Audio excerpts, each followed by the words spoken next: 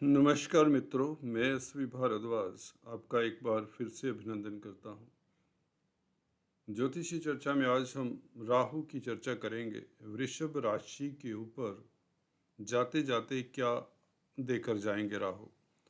आपके लिए दोस्तों, आपकी राशि तथा लग्न के लिए राहु का गोचर गुरु के साथ आपके व्यय भाव में है। जैसे कि आप देख रहे हैं, मेष राशि के राहु हैं और गुरु भी साथ में विद्यमान है।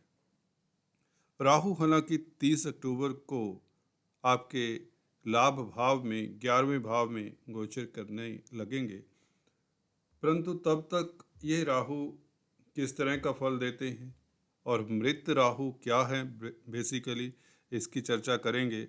और गुरु के ऊपर मृत राहु का क्या प्रभाव पड़ेगा, तो 3 बिंदु रहेंगे हमारे इस वीडियो में। सबसे पहले बताएंगे आपको मृत राहु क्या होता है और मृत राहु का गुरु के ऊपर अब 30 अक्टूबर तक क्या प्रभाव पड़ेगा। तीसरे, राहु 11वें भाव में किस तरह का फल देंगे, इसके ऊपर भी टिप्पणी करेंगे। तो सबसे पहले हम मृत राहु की बात करते हैं। देखिए, जब हम अवस्थाओं की बात करते हैं तो 4 तरह की अवस्थाएं हुआ करती हैं। अगर ग्रहों की डिग्रीज देखें तो 4 अवस्थाएं निर्धारित की गई हैं। पहली अवस्था मृत अवस्था ही हुआ करती है। जब कोई ग्रह एक राशि से दूसरी राशि में प्रवेश कर रहा होता है तो वह 0 डिग्री से शुरू करता है अपना सफ़र और धीरे धीरे उसको स्ट्रेंथ मिलती है दूसरे भाव में जैसे प्रवेश करता है दूसरी राशि में। तो 5 डिग्री तक का जब भी कोई ग्रह होता है दूसरी राशि में जैसे प्रवेश कर रहा होता है तो उसे हम मृत अवस्था कहते हैं। 5 से 10 डिग्री का जब ग्रह होता है यह कुमार अवस्था कहलाती है। और 10 से 12 से 20 डिग्री पर जब भी कोई ग्रह होता है इसे हम युवा अवस्था कहते हैं।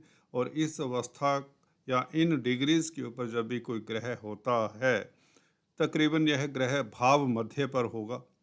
ठीक है, 30 डिग्री का एक भाव हुआ तो 12 डिग्री से 20 डिग्री के दरमियान जब कोई भी ग्रह होगा तो वह काफ़ी स्ट्रोंग होगा। जिन जातकों की कुंडली में ज़्यादातर ग्रह 12 से 20 डिग्री के बीच में होंगे तो वह जातक किस्मत वाला होगा, क्योंकि उसके ग्रह अच्छे होंगे तो कहीं ना कहीं वह कामयाब तो होगा, तरक्की तो करेगा, ये बात भी निश्चित है। हालांकि दशा अंतरदशा का भी अपना रोल रहता है। और लास्ट अवस्था होती है वृद्ध अवस्था, जब ग्रह 20 डिग्री से 30 डिग्री के बीच गोचर करता है।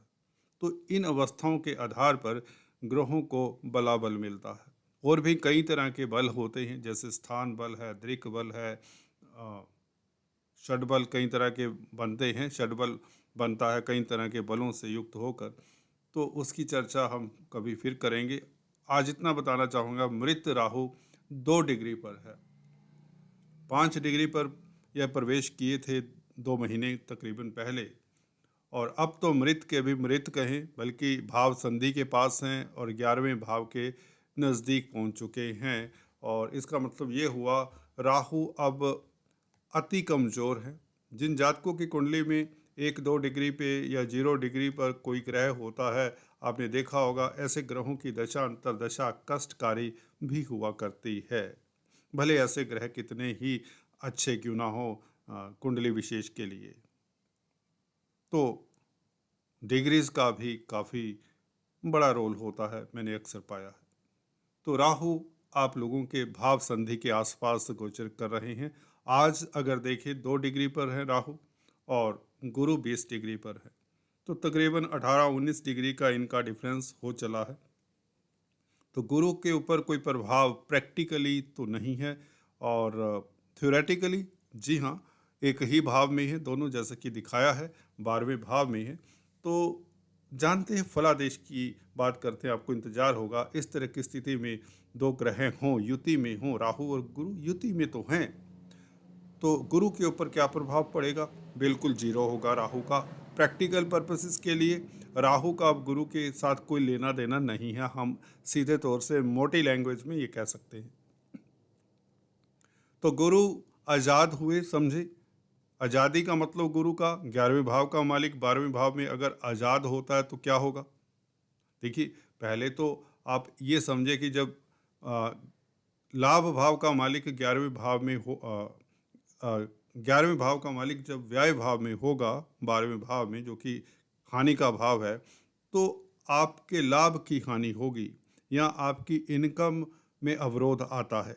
ये अक्सर देखा गया है गोचर में जब इस तरह की स्थिति हो। वैसे भी गुरु से लिखे प्लेनेट 12वें भाव में हो तो गुरु तो लाभ के कारक भी हैं, धन के कारक भी हैं। तो गुरु का 12वें भाव में बैठना गुरु की दशा अंतर्दशा के लिए इतना अच्छा नहीं माना जाएगा।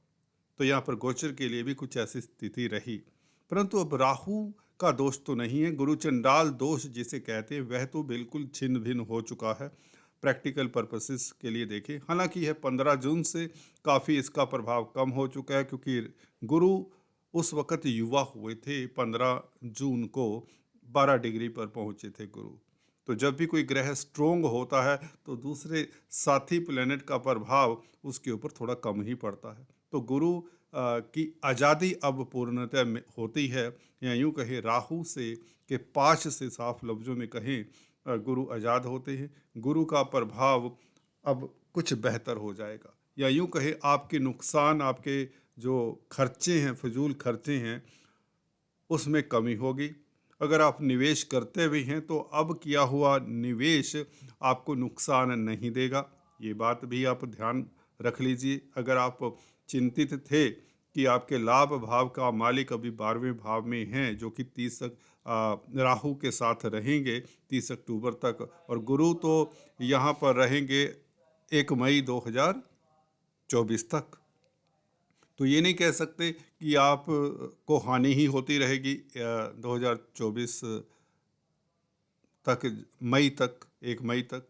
तो इसका मतलब ये भी हुआ कि राहु का 11वें भाव में आना ये अपने आप में बहुत बड़ी आपके लिए सफलता है। 11वें भाव में राहु का शिफ्ट हो जाना ये 30 अक्टूबर को, तो तब तक मुझे लगता है आप लोगों को 17 अगस्त से खासकर स्थितियाँ बेहतर हो जाती है, क्योंकि सूर्य से गुरु केंद्र में हो जाते हैं। सूर्य स्वराशि में 4th हाउस में आ जाएंगे। और सूर्य कुंडली को भी अगर देखें, यहाँ तो हम बात कर रहे हैं लगन कुंडली और चंद्र कुंडली की अभी तक, ठीक है। अब सूर्य कुंडली का भी महत्व होता है। सुदर्शन पद्धति के हिसाब से जब हम बात करते हैं ग्रहों के फलादेश की, तो सबसे महत्वपूर्ण चंद्र कुंडली होती है, लगन कुंडली होती है, और तृतीय स्थान पर हम सूर्य कुंडली को रखते हैं। सूर्य कुंडली बनाएं, 17 अगस्त से सूर्य सिंह राशि में गोचर करेंगे सूर्य संक्रांति के दिन। तो गुरु नवम स्थान में होंगे और राहु के प्रभाव से आज़ाद हो चुके होंगे। तो गुरु का नवम स्थान में आ जाना सूर्य कुंडली से भी, तो राहु के प्रभाव से आज़ाद होना ये बेहतर हो जाता है। 1 महीना कम से कम 17 सितंबर तक, 17 सितंबर तक गुरु का फल अच्छा मिलेगा। क्या मिलेगा? देखिए, अचानक से आपको लाभ हो सकता है, क्योंकि अष्टम भाव के भी मालिक हैं गुरु। धर्म कर्म के कामों से आपको खास लाभ होता है। आप अच्छे एडवाइजर साबित होते हैं, आप सुखी रहते हैं। सुख भाव के ऊपर भी गुरु की पंचम दृष्टि है, तो कहीं ना कहीं गुरु को रिलीफ मिलता है राहु के कारण। और गुरु आपके नुकसान का कारण तो कम से कम नहीं बनेंगे, खर्चों का कारण तो नहीं बनेंगे, बल्कि यहाँ पर रिवर्स ये हो जाता है, अचानक से लाभ होता है। व्यापार व्यवसाय में कहीं ना कहीं से आपको उन्नति के साधन मिलते हैं। जो बेहतर स्थिति तो राहु के यहाँ पर 11वें भाव में आने के बाद होगी। देखिए, जब तक राहु 11वें भाव में नहीं आते तब तक आपको बड़ा कोई डिसीजन नहीं लेना चाहिए, खासकर जहाँ पर नुकसान की संभावनाएं हैं। मैं ये भी साफ साफ कहना चाहूँगा, कोई नमक मिर्च लगाकर बात नहीं करूँगा, कोई इस तरह का तथ्य नहीं पेश करूँगा कि आपको खुश करने के लिए ही हो और बाद में आप नुकसान उठा बैठें। तो यहाँ पर सत्य वचन है। हाँ, आपके तनावों में कमी होती है, नुकसान में कमी होती है, परंतु फिर भी सतर्कता के साथ आगे बढ़ सकते हैं। नौकरी व्यापार व्यवसाय के लिए स्थितियां अब बेहतर हो जाएंगी। खासकर सूर्य का भी इसमें रोल बहुत इम्पोर्टेंस रखता है आपके लिए, क्योंकि सुख भाव के मालिक सुख स्थान में होंगे।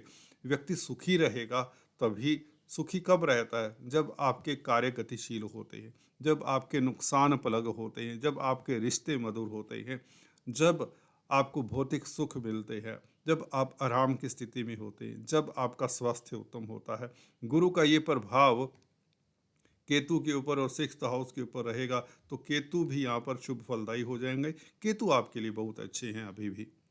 केतु यहाँ पर कहीं ना कहीं आपको शत्रुहंता भी बना रहे हैं, बैंकों से ऋण दिलाने में मददगार रहे हैं। अगर आपको बैंकों से ऋण मिलने में दिक्कत आ रही है तो आपको एक उपाय बताता हूँ। काले सफ़ेद तिल मिक्स करके शनिवार के दिन मंदिर में दान दिया करें। कम से कम 200-200 ग्राम मिक्स कर लें काले और सफ़ेद तिल। इसे शनिवार के दिन मंदिर में दान करें और चींटियों को आटा शक्कर जरूर खिलाया करें जब तक केतु आपके, बल्कि उसके पश्चात और भी जरूरी हो जाएगा, क्योंकि केतु पंचम स्थान में आ जाएंगे, संतान के घर में और स्पेकुलेशन के घर में है, पॉलिटिक्स के घर में है, तो चींटियों को आटा शक्कर खिलाते रहें। पंचम स्थान के केतु जो पॉलिटिक्स में हैं उनको दिक्कत देते हैं, ठीक है। और स्पेकुलेशन वाले जो व्यक्ति हैं, जो शेयर स्टॉक मार्केट में इन्वेस्ट करते हैं, उनके लिए भी केतु यहाँ पर थोड़ी दिक्कत दे सकते हैं। तो परंतु प्रतिस्पर्धा में आप उत्तीर्ण होंगे, कॉम्पिटिटिव एग्जाम्स में उत्तीर्ण होंगे, क्योंकि राहु 11वें भाव में बैठकर पंचम स्थान को देखेंगे। राहु आपको हर स्थिति में अव्वल रखता है, नंबर 1 रखता है। राहु की ये स्थिति रहेगी। गुरु के कारण अब काफ़ी हद तक आप रिलीफ में रहेंगे। धन की स्थिति बेहतर होगी, क्योंकि गुरु धन के कारक है। विदेशों से संबंधित कामकाज करने वालों को अब रिलीफ होगा। मेडिकल फील्ड में अगर कामकाज कर रहे हैं, ये करना चाहते हैं, तो आपके लिए रास्ते प्रशस्त होंगे। समाज सेवी हैं, सामाजिक संस्थानों में कामकाज कर रहे हैं, तो बेहतर परिणाम मिलेंगे। रोजगार के नए रास्ते आपको नजर आएंगे और बैंकों इत्यादि से ऋण इत्यादि मिलने के योग बनते हैं। कोर्ट कचहरी में फतेह होने के योग बनते हैं। गुरु का 17 अगस्त से ऐसा प्रभाव देखने को मिलेगा। और क्योंकि सूर्य से भी यह त्रिकोण में होंगे, तो राहु का भी प्रभाव खत्म हो जाता है। प्रैक्टिकली देखें तो गुरु आपके लिए, देखिए, गुरु 5-5 भावों के कारक हैं। गुरु कारक हैं द्वितीय भाव के, गुरु कारक है पंचम भाव के, सप्तम भाव के, नवम भाव के, 11वें भाव के। तो इन भावों का आपको शुभ फल मिलता है। तो कुल मिलाकर आपके लिए स्थितियां बहुत महत्वपूर्ण हैं, बल्कि 30 अक्टूबर से और भी अच्छी हो जाएंगी, राजयोग कारक हो जाएंगी। शनि वैसे ही आपके लिए शुभ है। शनि आपके कर्म भाव में वक्री स्थिति में आपको दिक्कतें देते रहे हैं। आशा करता हूँ आगे शनि आपके लिए उत्तम रहेंगे, बल्कि बहुत बेहतर रहेंगे। शनि जब भी वक्री होते हैं और कर्म भाव में वक्री होते हैं, शनि का एक स्वभाव होता है कि यह पहले जहाँ पर बैठते हैं उस स्थान में कहीं ना कहीं दिक्कतों के बाद सफलता देते हैं। शनि शनि आपके अवरोध हैं जो कामकाज में, वह शनि के कारण भी रहे हैं। वक्री होने के कारण वह अवरोध अब सितंबर से दूर होने शुरू हो जाएंगे, क्योंकि शनि भी मार्गी अवस्था को धीरे धीरे प्राप्त कर रहे हैं। और जैसे ही मार्गी होते हैं 4 नवंबर से आपके कार्यों में अवरोध, वैसे राहु की स्थिति बेहतर, शनि की स्थिति बेहतर और गुरु आजाद हो जाते हैं। तो तीनों ही ग्रह मुझे लगता है मिल बैठकर आपस में, जैसे कि इन्होंने सलाह मशवरा किया हो कि हम वृषभ राशि वालों को एक अच्छी स्थिति अब दे देते हैं अल्टीमेटली। चाहे आपके धन की स्थिति है, चाहे नौकरी व्यापार व्यवसाय की स्थिति है, चाहे कोर्ट कचहरी कर्जे की स्थिति है, हेल्थ की स्थिति है, या मित्रों के साथ आपके सुरताल की स्थिति है, समाज में प्रतिष्ठा की बात है, इवन छात्रों की बात है, सभी को यहाँ बड़ा रिलीफ नज़र आता दिखता है। परंतु 17 अगस्त के बाद काफ़ी बड़ा रिलीफ और पूर्णतः रिलीफ आपको मिलता है 30 अक्टूबर से, जैसे ही राहु जंप करके 11वें भाव में आते। तो बहुत उत्तम स्थितियां बन रही हैं। शनि ने मार्गी होकर आपको वो ऊंचाइयां देनी है, शश योग का फल देना है। और शनि तो आपके लिए योग कारक है दोस्तों। शनि आपको कभी कष्ट देते नहीं। अगर जिनकी कुंडली में शनि कमज़ोर है उनके लिए बात दूसरी हो सकती है, अदरवाइज शनि आपके लिए कभी पूरे होते नहीं, कैसी भी स्थिति में क्यों ना हो। एक्सपीरियंस की बातें हैं। आज इतना ही, फिर से मिलेंगे, तब तक के लिए stay tune. Thanks for watching this video.